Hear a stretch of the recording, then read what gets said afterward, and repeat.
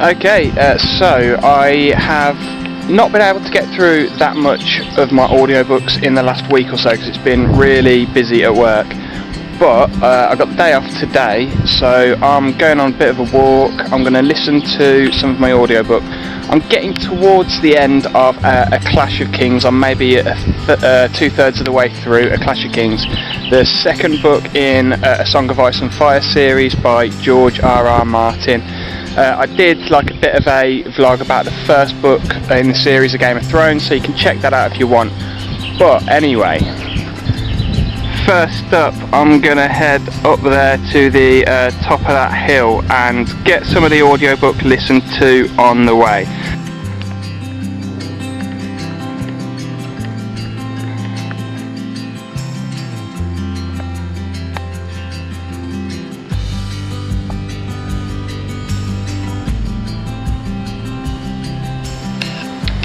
Okay, so A Clash of Kings. Now, the Song of Ice and Fire series as a whole, I don't think I really need to go into too much about the overall concept behind it. If you don't really know anything about Song of Ice and Fire, the Game of Thrones TV series is based on it, and you know, there's plenty of resources and videos out there about that, so maybe watch one of them. I'm listening to the audiobook. I have read the physical book before though, so this is a reread, I suppose. And yeah, essentially the King Robert Baratheon died in the last book.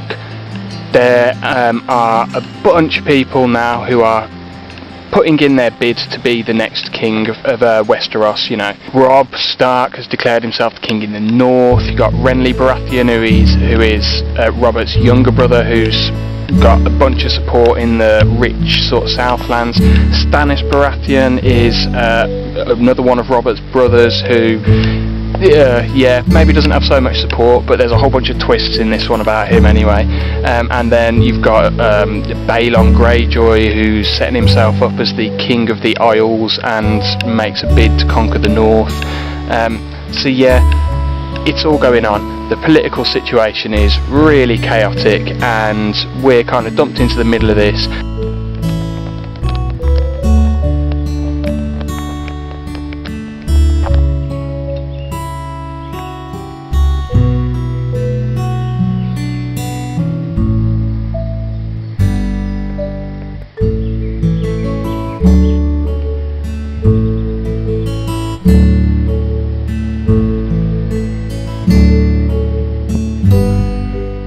That's where we're going. Okay, so yeah, Clash of Kings. Very difficult to give a overall synopsis for the plot because there is so much going on and you have got so many POV characters.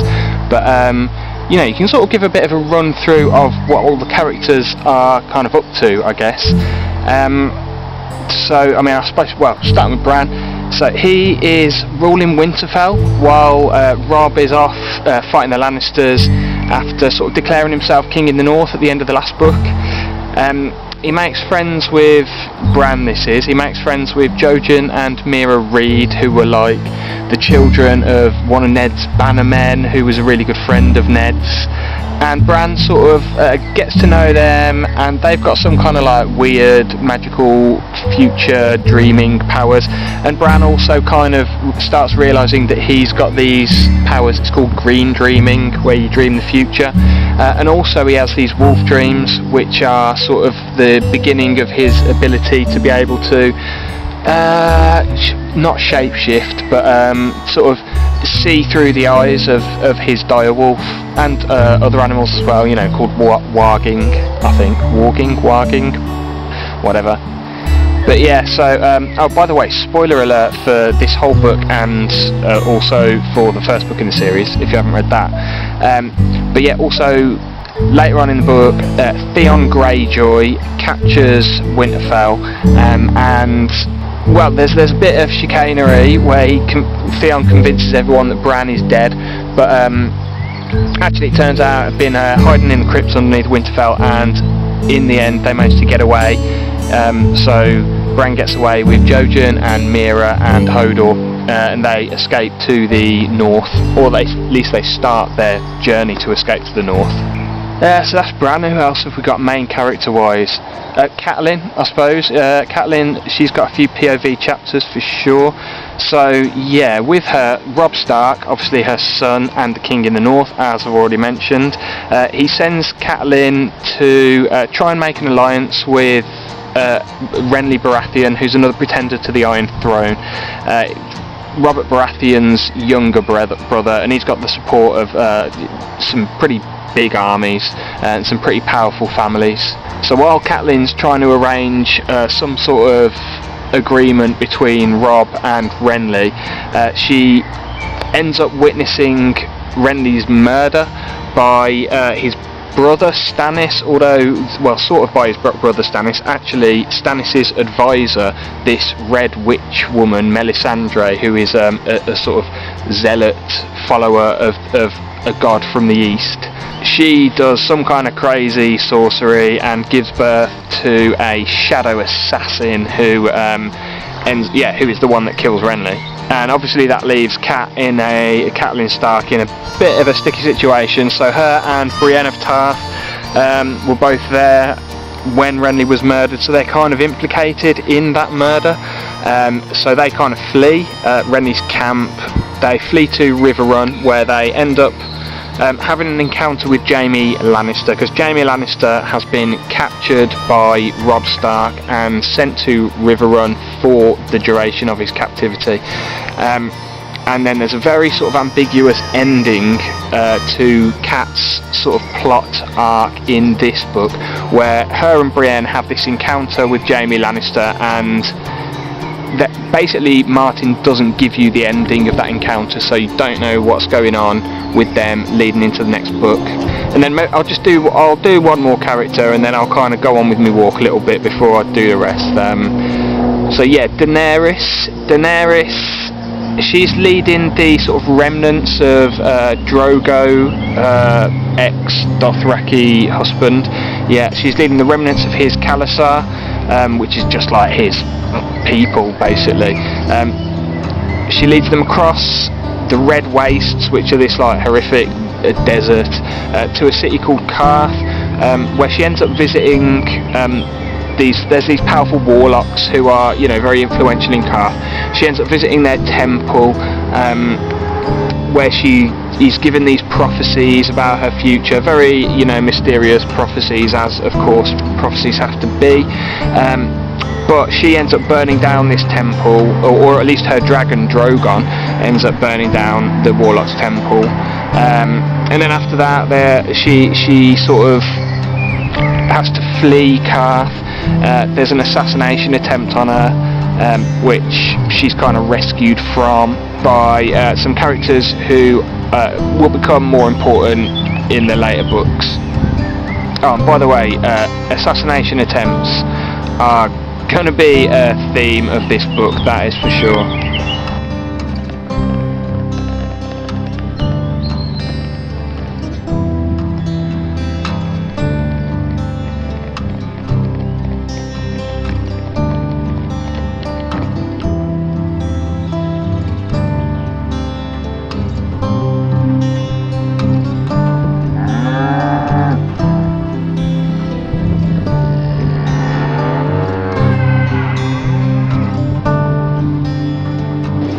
So something that is a bit different to this book compared to the first book in the series is that in that first one you really had like a focal character in Ned Stark, but obviously there was that huge twist at the end of the first one where Ned Stark is killed, so you lose that archetypal hero figure that you have in the first one.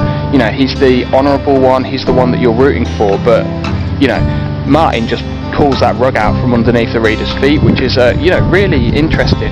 And what it does mean is, like I say, because you don't have that focal character, the storylines in this book are sort of more diffuse, they're sort of all over the place, they're a lot more convoluted, and you really don't know who it is that you're supposed to be rooting for. And I think that sense of not really knowing where you stand really immerses you in the story as a reader as you're trying to sort of work it all out, not just in terms of what's actually going on, but also morally.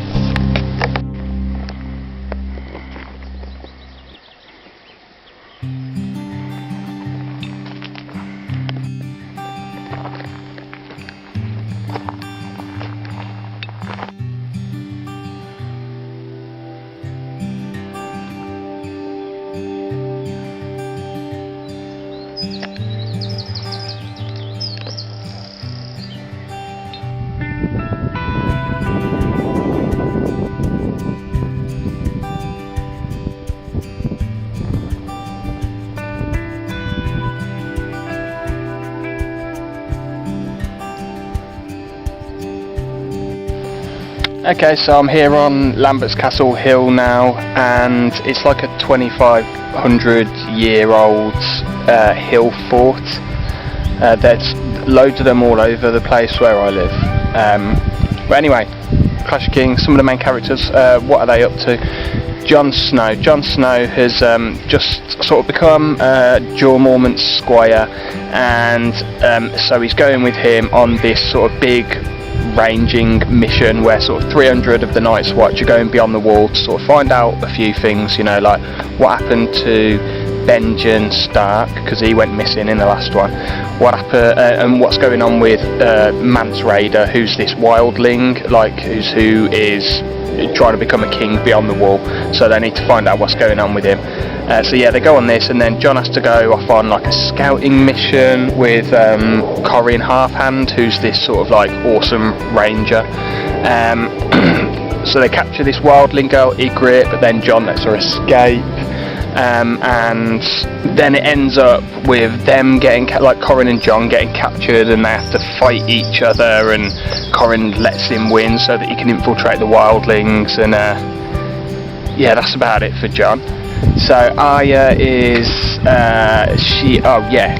so she's in King's Landing at the start. She escapes with the help of a recruiter for the Night's Watch called Yoren, who is, I guess, a friend of the people in the north or something, so he helps her. I can't remember exactly why. But anyway, so she goes off with him, and there's a bunch of other people that he's recruited, including Gendry, who's like the bastard son of Robert Baratheon, but nobody knows, and also this mysterious guy in a cage called Jaqen H'ghar. But yeah, cut a long story short, they have a bunch of adventures, but they end up getting captured by the Lannisters, or at least Arya and Gendry get captured by the Lannisters.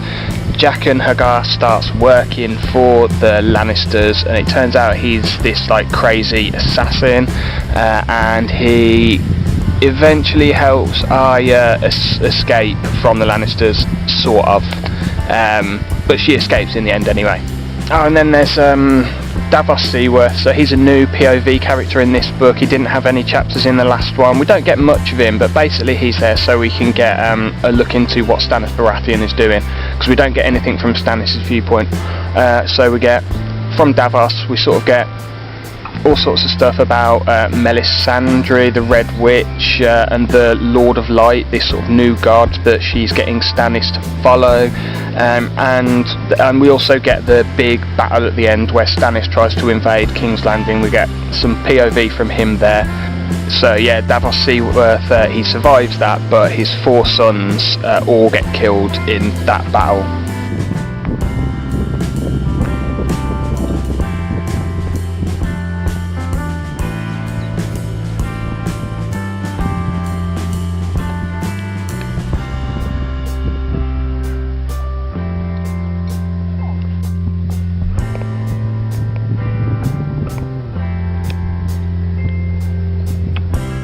So I think with Clash of Kings and also with Game of Thrones as well, I think it's pretty accepted that, you know, George R.R. Martin, I mean, he basically sort of revolutionised the fantasy genre and moved it on from that sort of classic Tolkien, you know, and all the tropes that come from that were carried on with people like David Eddings or Terry Brooks or whoever. You know, that was fantasy sort of before George R.R. Martin, but now with fantasy you get it's a lot darker generally. You know, grimdark fantasy is a thing, not in every case, but you know, the genre as a whole certainly I think has moved in that direction, and we see a really strong character focus in a lot of fantasy now, and also messing around with character archetypes, you know what I mean, like Martin does, particularly, or with our expectations of those character archetypes anyway. You know, Ned Stark is the example that I sort of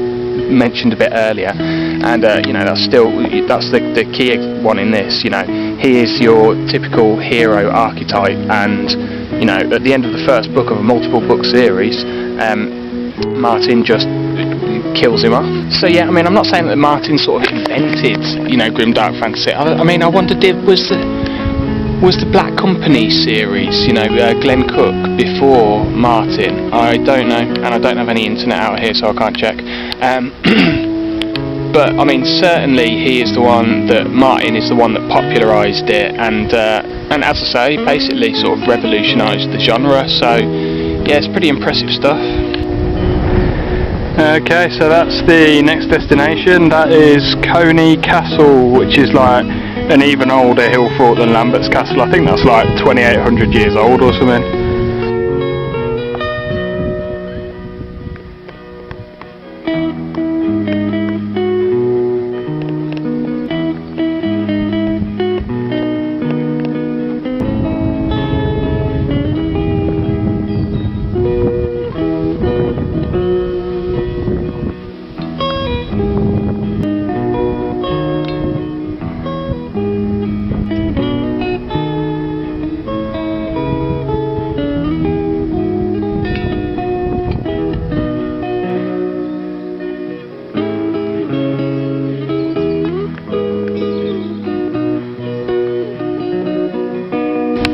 So yeah, here we are, Coney Castle, and yeah, I guess, so in terms of the other POV characters, you've got the one who I suppose we spend the most time with in this book, the closest we could come to like a main character, I guess, and that is Tyrion Lannister, the imp. And he basically spends like the whole book trying to mitigate the, potential disaster that is his nephew Joffrey and Joffrey's mother's Cersei's, attempts at maintaining their grip on the Iron Throne. And alongside having to do this, he's also having to prepare King's Landing, the city of King's Landing, for attack by Stannis Baratheon, and there's big battle at the end where Stannis does attack King's Landing, and Tyrion ends up being a bit of a hero in that.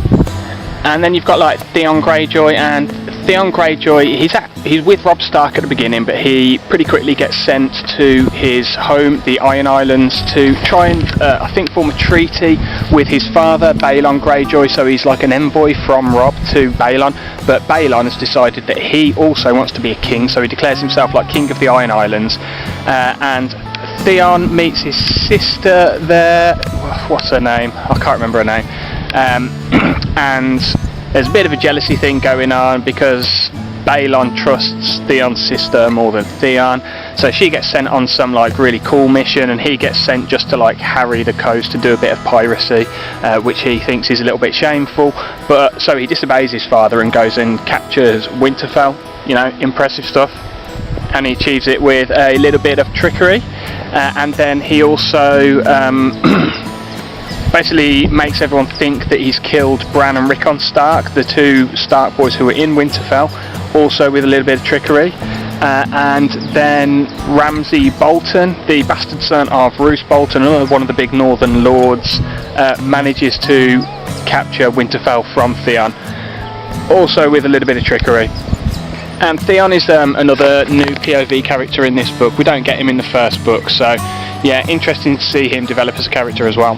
And then the last character, and one that is sometimes seen as like the most boring one, is Sansa, or at least the most boring one in this book anyway. And that's Sansa Stark, and she is basically just like a prisoner of the Lannisters for the whole book, pretty much. She's just like a scared little girl for the whole book.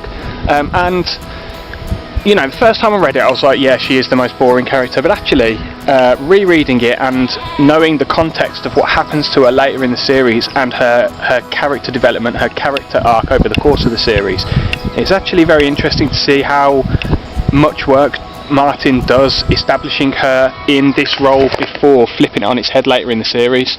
So I think it is probably worth all the work that goes into it in these earlier books for what we get from her character later.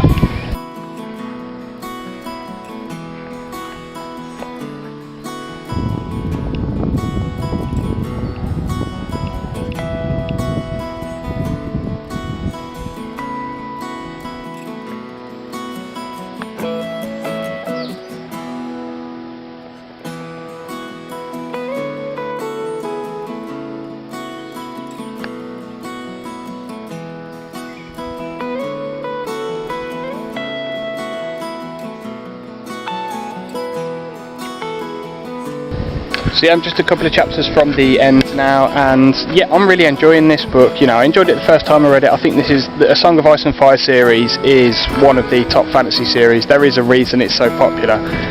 You know, the plot is extremely complex, but it's well written enough, you know, and coherent enough that you know, you follow it absolutely fine. It's just got a lot of internal complexity that, you know, makes it really interesting. The characters are developed so well, especially on a reread, where you've got a kind of idea of where the characters are going to end up in the long run. You can see all of the foreshadowing and all of the development these characters go through. I really like that. It would have been nice perhaps to, well, a couple of things. It would have been nice to see, maybe have Robb Stark's perspective. You know, I would have liked to have seen things from his point of view, considering how important the events concerning him are in this book in relation to the other characters that we do see. Also, you know, this is just a personal preference thing, but I would have liked it to have seen, you know, firsthand some more of the battles that go on. You see the Battle of the Blackwater Bay, is it, at the end, and that's really the only one. But there's there's at least 4 or 5 other battles that are like mentioned, but we just don't see them. They happen like off screen, and you know, personally, I would have liked to have seen them. I know that's not like the main point of the plot. It's more to do with this sort of like political intrigue and that. But it would have been, you know, nice to have a couple of these set pieces as well. But like I say, personal preference. Overall, yeah, really enjoyed it.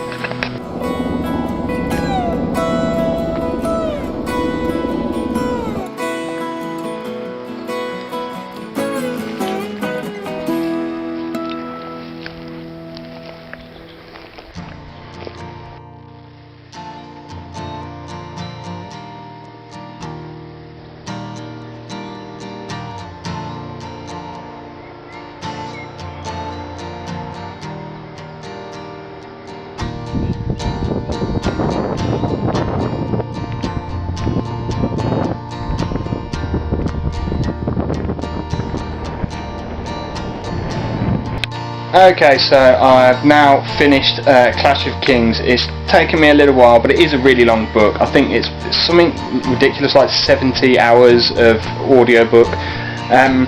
But yeah, I read it, you know, the physical book a few years ago. Haven't reread any of them since, and actually I'm really enjoying rereading this series. You know, when it came out, I think it was pretty sort of revolutionary for the fantasy genre, and it definitely stands the test of time. I think it stands up to anything that's being put out nowadays for sure. So yeah, highly recommended. And also, in my last audiobook vlog, I was doing a bit of carving, but I didn't manage to finish it by the time I finished the audiobook. So, well, here's what I've done. Right, there you go. So that is a panel that I'm going to put in the headboard of my bed, I reckon. So I've got a bear to go on one side, and then I'm going to do like a matching panel to go on the other side with a wolf on it. So yeah, anyway, I hope you enjoyed that. I had a lot of fun filming it. If you've read this book, I know a lot of people have, then you know, let me know what you thought about it in the comments below. You know, what are your favourite plot arcs? Who are your favourite point of view characters? Who do you know, do you, like me, wish that Robb Stark actually had some POV in this one? Yeah, let me know, and I'll see you for the next video.